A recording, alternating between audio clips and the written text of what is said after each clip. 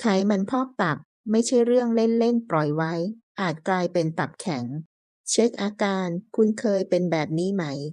อ่อนเพลียเรื้อรังเหนื่อยง่ายแม้นอนเต็มอิ่มท้องอืดแน่นท้องโดยเฉพาะด้านขวาบนใต้ชายโครง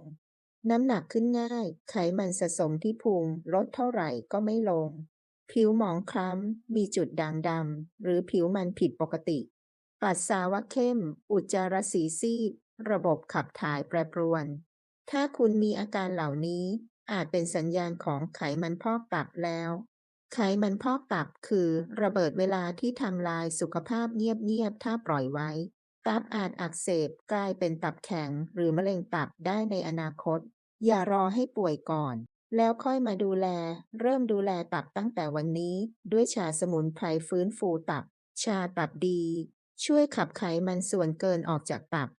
ลดการสะสมของสารพิษและช่วยล้างพิษตับฟื้นฟูตับให้ทำงานได้ดีขึ้นเหนื่อยน้อยลง